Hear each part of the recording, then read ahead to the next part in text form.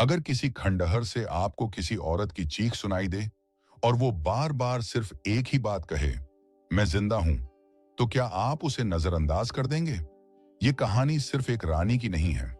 ये कहानी है उस सच की जिसे सदियों से छुपाया गया, उस न्याय की जो आज भी अधूरा है, और उस आवाज की जो आज भी हवाओं में गूंज रही है। मैं जिंदा हूं। इस कहानी का हर भाग आपके सोचने के तरीके को झकझोर देगा, और अंत में जब आप रानी का अंतिम पत्र पढ़ेंगे, आप चौंक जाएंगे कि इतिहास हमें क्या नहीं बताता। समय सन 1674। स्थान राजस्थान का एक शक्तिशाली गढ़, भानगढ़ का किला शासन, राजा जय सिंह का राज। लेकिन असल नीति निर्धारण में रानी रत्नावली की गहरी भूमिका थी। भानगढ़ उस समय सिर्फ एक किला नहीं था, वह एक राजनीतिक प्रयोगशाला थी जहां स्त्री शक्ति और ज्ञान का प्रयोग हो रहा था। रानी रत्नावली अपने युग की सबसे बुद्धिमान महिला मानी जाती थी। उन्हें संस्कृत, तंत्र, युद्ध नीति, आयुर्वेद और लोक नीति में गहरी समझ थी। लोग उन्हें दूसरी चाणक्य कहते थे, लेकिन समाज के लिए यह असहज था। एक औरत इतने बड़े फैसले कैसे कर सकती है? क्या एक रानी राजा से ज्यादा लोकप्रिय हो सकती है? और यहीं से शुरू हुई ईर्ष्या, षड्यंत्र और अंततः एक रहस्यपूर्ण जौहर जिसकी कोई चिता नहीं जली। साल 2025। अंशुल एक यूट्यूबर है जो भारत के रहस्यमय स्थानों पर डॉक्यूमेंट्री बनाता है, लेकिन भानगढ़ के खंडहरों में वो जो देखेगा वो उसकी जिंदगी बदल देगा। स्थानीय गाइड साहब, यहाँ रात में कोई नहीं रुकता। कहते हैं रानी की आत्मा अभी भी इधर भटकती है। अंशुल हंसता है। हमें डर नहीं लगता, हमें सच्चाई से प्यार है। लेकिन कैमरे में कुछ और कैद हो चुका होता है। 1674 का दरबार। रानी रत्नावली एक जनसभा को संबोधित कर रही है। उनकी वाणी में आत्मविश्वास है। राज्य वही सफल होता है जहां सबसे कमजोर को भी सुरक्षा मिले। मैं नहीं चाहती कि यह गढ़ सिर्फ सत्ता का प्रतीक हो, यह न्याय का मंदिर भी बने। लोग चुप हैं। महाराज भी उन्हें देख रहे हैं, गर्व और भय के मिश्रण से। दरबारी गोविंद दास मन में, अगर रानी यूं ही लोकप्रिय होती गई तो मैं कभी प्रधानमंत्री नहीं बन पाऊंगा। रानी एक युवक को शिक्षा दे रही है। उसका नाम है सूरज। वह एक आदिवासी है, लेकिन तेज बुद्धि वाला। अगर तुम कभी न्याय के लिए खड़े हो सूरज, तो पीछे मत देखना। सूरज रानी को मां समान मानता है। कमेंट में बताइए। दरबारी गोविंद दास और अन्य रानियों के भाई योजना बनाते हैं। रानी ने काला जादू किया है। उन्होंने सुरंग बनवाकर बाहर से तांत्रिक बुलाए हैं। महल में अफवाह फैलती है। राजा दुविधा में है। रानी को पूछताछ के लिए बुलाया जाता है। रानी तांत्रिक नहीं थे, वे आयुर्वेदाचार्य थे। सुरंग आपातकालीन निकासी मार्ग है, लेकिन कोई नहीं सुनता। रात में सूरज को महल से पकड़ लिया जाता है। रानी के साथ षड्यंत्र करता है ये बालक। रानी की आंखों में आंसू हैं। मुझे नहीं, इस मिट्टी को गवाह बनाओ।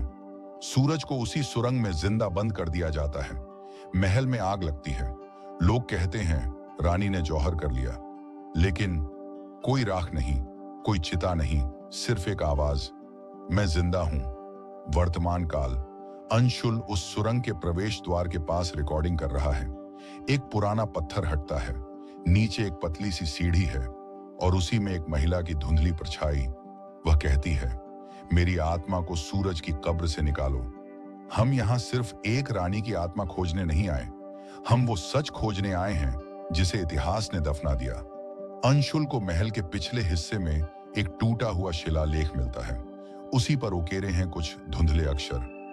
सूरज जीवित है, गूंगे दीवारों में। राधिका। ये कोई संकेत है।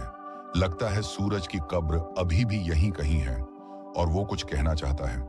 रात के समय एक पुराना लकड़ी का दरवाजा अचानक अपने आप खुलता है। उसके अंदर एक पतली सुरंग नीचे जाती हुई। अंशुल कैमरा ऑन करता है। दोनों नीचे उतरते हैं। दीवारों पर चमड़े की पट्टियां लटकी हुई हैं और एक जगह दीवार पर उकेरा हुआ है। जैसे जैसे नीचे जाओगे, सूरज की आवाज सुनाई देगी। गहराई में एक छोटी सी गुफा है। बीच में पत्थर की बनी एक कब्र है। उस पर लिखा है, रानी का पुत्र सूरज। राधिका चौंकती है। क्या रानी ने सूरज को गोद नहीं, जन्म दिया था? क्या यह राजसी खून था? अंशुल की आंखें फटी की फटी रह जाती हैं। कब्र के पास एक मिट्टी का घड़ा है, उसमें एक पत्र है। मैं सूरज हूं, मेरी मां, हाँ, रानी रत्नावली ही मेरी मां थी। उन्होंने मुझे छुपाया ताकि मुझे वो राजनीति की आग से बचा सकें। लेकिन जब मैंने देखा कि मां को धोखे से फंसाया जा रहा है, मैं सामने आया और तभी मुझे इस अंधेरे में फेंक दिया गया। मैंने हर दिन अपनी मां की आवाज सुनी, मैं जिंदा हूं। अगर कोई ये पढ़ रहा है तो कृपया मां को न्याय दिलाना, इतिहास को दोबारा लिखना। क्या आपको लगता है इतिहास ने ऐसे कई नाम मिटा दिए होंगे? क्या सूरज की तरह कई सच्चाइयां दबी रह गई होंगी? कमेंट में अपनी राय बताइए। अंशुल को पास में एक लोहे का संदूक मिलता है। उसमें एक पुरानी डायरी है, गोविंद दास की। उसमें लिखा है, रानी अगर जिंदा रही तो मेरी कुर्सी खतरे में पड़ जाएगी। इसलिए हमने चुपचाप एक नाटक रचा। सूरज को दीवारों में दफना दिया गया और रानी को बेहोश करके गुप्त तहखाने में बंद। किसी को कुछ पता नहीं चला। अंशुल और राधिका जब बाहर आते हैं, तभी एक छोटी सी बच्ची उनके सामने खड़ी होती है। उसके गले में वही लॉकेट है जो रानी की तस्वीर में था। मुझे हर रात सपने आते हैं, रानी मुझे बुलाती है। राधिका, कहीं ये रानी का पुनर्जन्म तो नहीं? कैमरा झूम करता है, बच्ची की आंखें बिल्कुल रानी जैसी। अगर रानी को जला नहीं गया तो फिर वो कहां हैं? और अगर कोई उन्हें बचा नहीं सका तो क्या वो तहखाना आज भी उनका इंतजार कर रहा है? राधिका एक पुराना नक्शा निकालती है जो उसे सूरज की कब्र से मिला था। उस पर किले के पश्चिम में एक शून्य कक्ष चिन्हित है, बिना दरवाजे, बिना खिड़की का एक चिन्ह। इतिहास कहता है कि इस कक्ष को देवताओं के लिए बनाया गया था, लेकिन असल में यह रानी का कैद गृह हो सकता है। वे दीवारें थपथपाते हैं और अचानक एक दीवार की आवाज गूंजती है, ठू ठू ठू। खाली अंदर से। काव्या, बच्ची, अचानक बोल पड़ती है। वो दरवाजा बाईं तरफ नीचे खुलता है। मां कहती थी, जमीन पर सिर झुकाओ, तब रास्ता मिलेगा। वे जमीन पर ध्यान देते हैं। वहां एक छोटा सा चक्र चिन्ह बना होता है। राधिका उसे दबाती है और एक पत्थर सरकता है। गुप्त तहखाना खुलता है। नीचे उतरते ही सांसें रुकती हैं। हवा भारी है, जैसे कोई भावनाएं अब भी वहां कैद हों। दीवारों पर हल्की नक्काशी है। अगर कोई सच के लिए आया हो तो आगे बढ़े, वरना लौट जाए, क्योंकि झूठ यहां दम घोंट देगा। कमरे के बीचों बीच एक चौकोर तख्त है और उस पर पड़ा है एक कंकाल, जिसके पास है रानी रत्नावली का हस्तलिखित पत्र। मैं रत्नावली हूं, भानगढ़ की रानी, जिन्होंने सच को जिया और उसी की सजा पाई। उन्होंने मुझे राजमहल की सुरंग में बेहोश कर लाया, सूरज को मुझसे दूर कर दिया। मेरी आवाज बंद कर दी गई, पर मेरे विचार नहीं। मेरी आत्मा अब भी जीवित है और जब मेरा पुत्र लौटेगा, जब कोई मेरी चीख सुनेगा, तब सच फिर बोलेगा। राधिका की आंखों में आंसू हैं। इतिहास ने एक महान स्त्री को मिटा दिया और हमें लगा वो सिर्फ एक भूतिया कहानी थी। राधिका और अंशुल पूरी रिकॉर्डिंग, पत्र और प्रमाणों को सुरक्षित कर लेते हैं। राधिका अब तय करती है, मैं एक शोध पत्र प्रकाशित करूंगी। रत्नावली, जो रानी थी और इतिहास ने जिनका अपहरण किया। क्या आपको लगता है रानी रत्नावली को भारत के इतिहास में जगह मिलनी चाहिए? क्या हमें ऐसे छुपे सच्चों को दुनिया तक पहुंचाना चाहिए? कमेंट में बताइए। रात में अंशुल ने वो पत्र यूट्यूब पर अपलोड कर दिया। पूर्णिमा की रात है। किला रोशन हो जाता है बिना किसी रोशनी के। फिर वही आवाज गूंजती है, धन्यवाद मेरे सूरज। काव्या मुस्कुराती है, अब मां आराम करेंगी।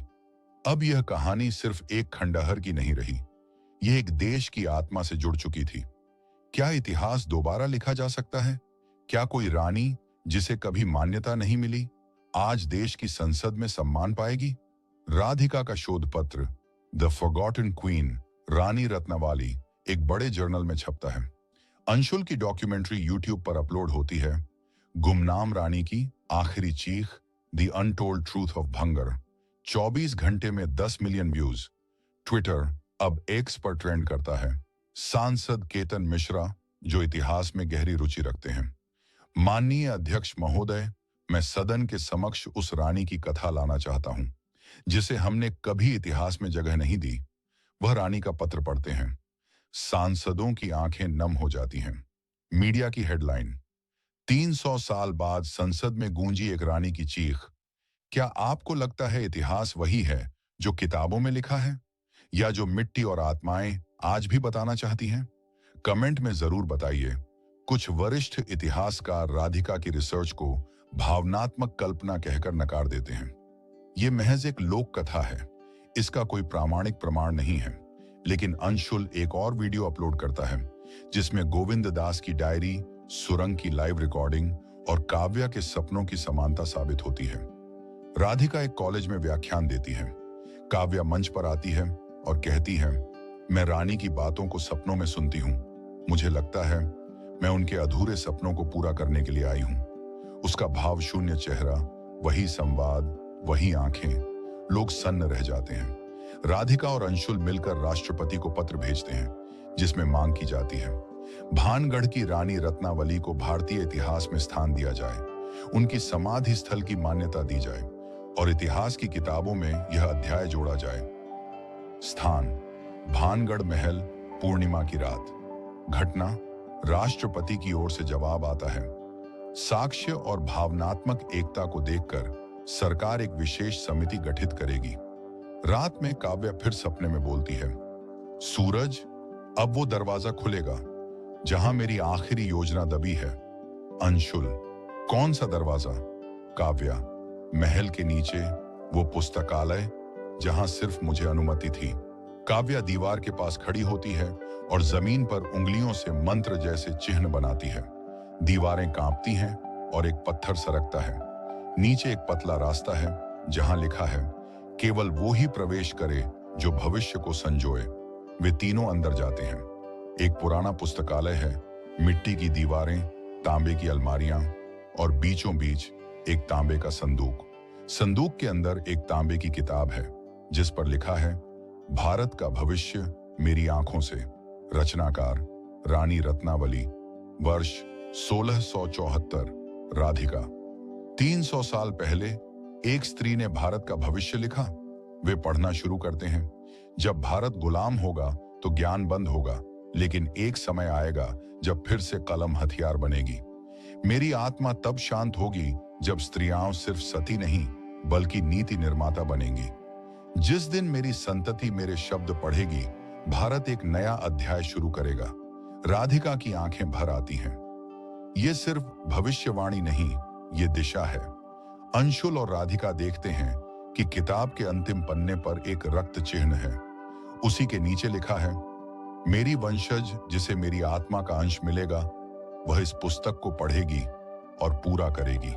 काव्या के हाथ खुद ब खुद पन्नों पर चलने लगते हैं। एक रोशनी सी उसके चारों ओर फैलती है। वह कुछ कहती है, भारत को ज्ञान से जीतना होगा, तलवार से नहीं, सच से। अंशुल इस पूरी घटना की रिकॉर्डिंग करता है। डॉक्यूमेंट्री का अंतिम भाग अपलोड होता है। The lost vision, Rani Ratnavali's 300 year old dream for India. देश भर में हलचल मच जाती है। राष्ट्रपति कार्यालय की ओर से विशेष आदेश आता है। भानगढ़ में रानी रत्नावली का स्मारक और रिसर्च सेंटर स्थापित किया जाएगा। किताब को राष्ट्रीय धरोहर घोषित किया गया है।